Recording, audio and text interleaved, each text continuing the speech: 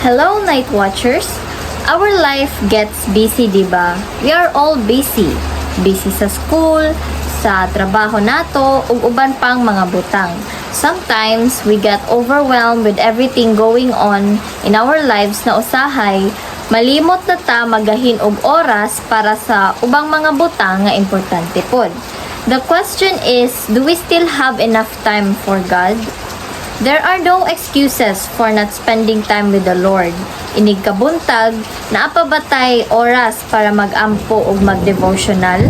Naapabatay oras para musimba o muapil sa mga activities kabahin sa Ginoo?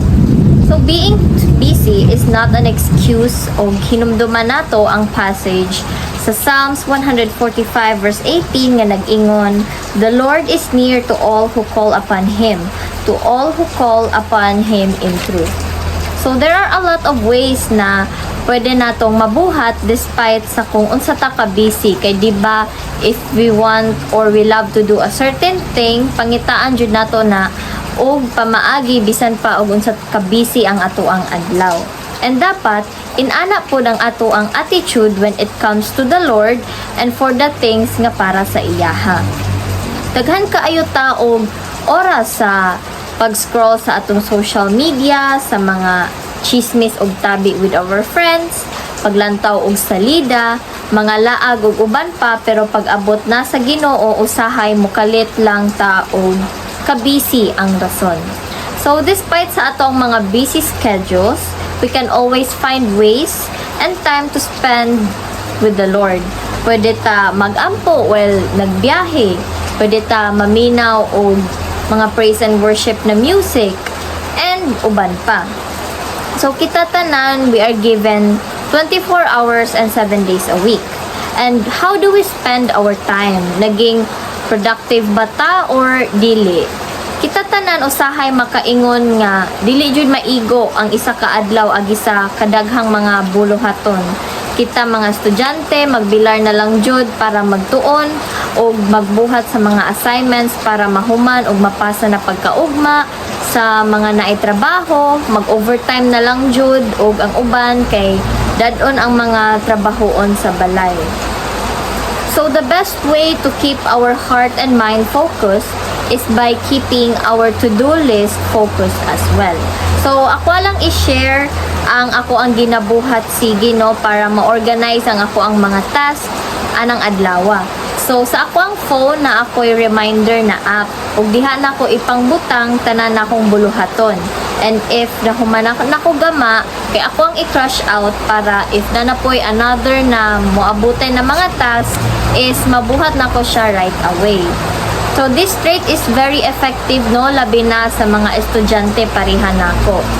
And nalang po ko'y another tip na if magtuon ta or natay mga ginabuhat no, ato ang iset aside ang ato ang phone kay if na atong phone sa tong kiliran dili jud na malikayan na maka-scroll na tag kuan sa tong Facebook, dayon malimot na ta, maabda tag pila ka oras og scroll sa TikTok, dayon muna na paglantaw nato sa tong oras na duha ka oras na day kang nag-scroll, duha ka oras na day kang naglantaw og video. So muna no, naay oras na masayang if dili ta kabalo mag time management.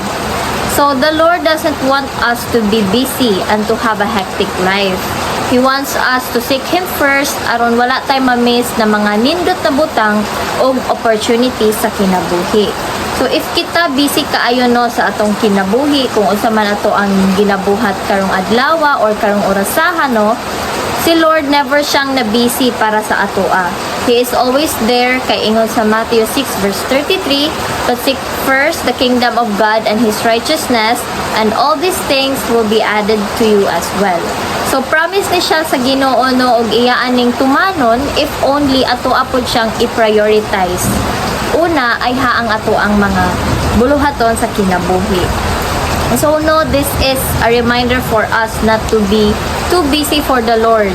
We have a choice to make. Kita ang nagdala sa ato ang oras and let us spend our time wisely.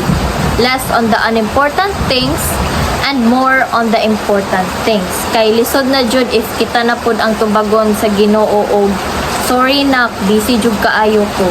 So no, that is why let us be wiser in spending our time and make the most out of it by putting the Lord first in everything that we do, and the rest will follow. So now let us pray.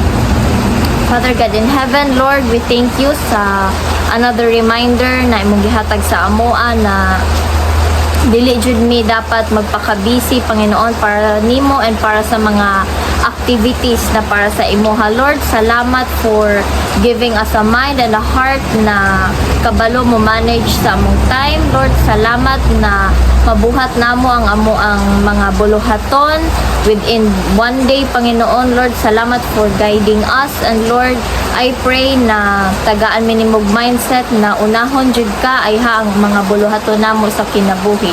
Lord, we thank you for the gift of life. Lord, salamat for guiding us sa tanan namong mga buluhaton, and Lord, salamat sa strength, even protection and provision para sa matag-isa ka namo, Lord.